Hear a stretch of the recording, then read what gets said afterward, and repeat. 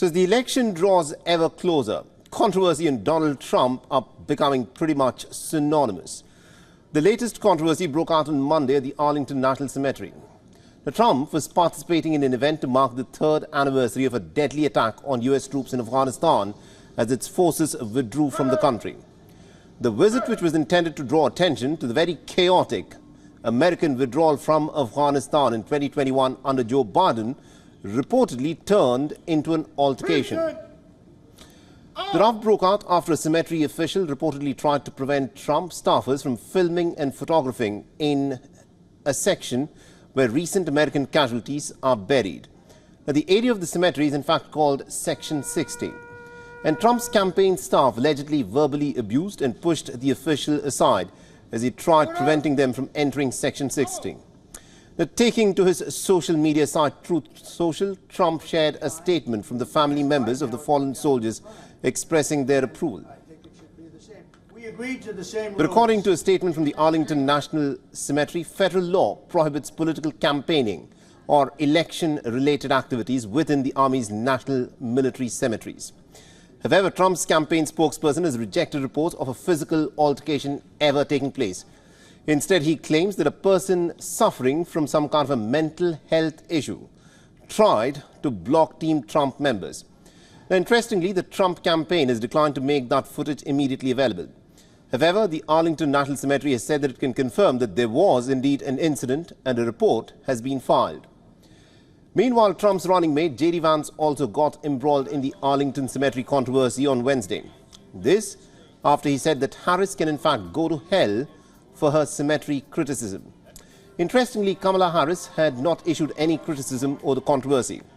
The Kamala Harris' campaign spokesperson, Michael Tyler, issued a statement on the controversy before Vance's misguided Wednesday remark. Tyler said that the cemetery incident was pretty sad but not surprising coming from the Trump team. Now, the Harris campaign is yet to respond to Vance's Wednesday's comments.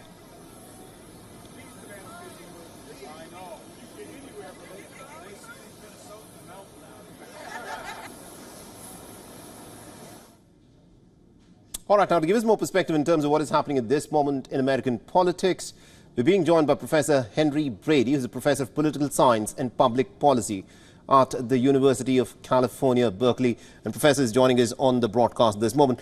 Now, Professor Brady, thank you very much indeed for joining us here in WION. And now, everyone knows that Donald Trump thrives on controversy.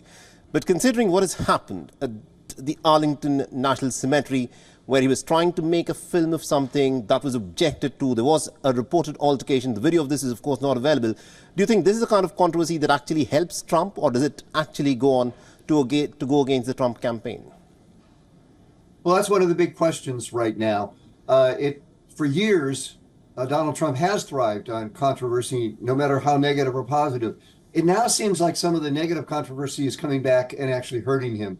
That's partly because Kamala Harris and her running mate are running a campaign of joy and happiness and let's think about the future, let's not dwell on the past.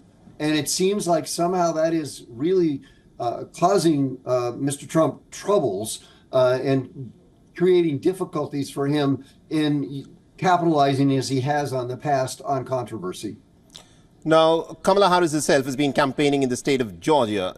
Georgia, of course, voted for the Democrats in 2020, but before that, it had voted for a Democrat candidate. That was way back in the year 1992.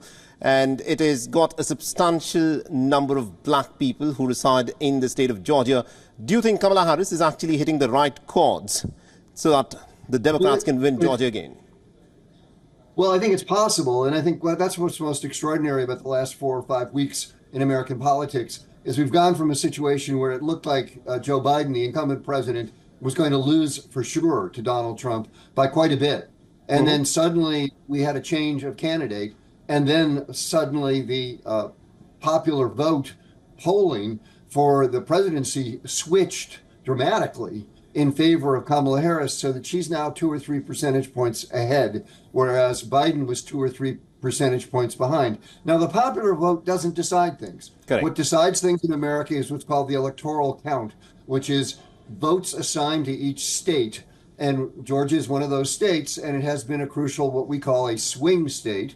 although it was a swing state that was more prone to go Republican than Democrat. So the fact that she's there suggests that she has some confidence that she's going to do pretty well in other swing states, and that she can look at the one that's really quite marginal at this point, which is Georgia. All right, well, I'll leave there. Thank you very much indeed, Professor Brady, for joining us and getting us that perspective there. For all the latest news, download the WION app and subscribe to our YouTube channel.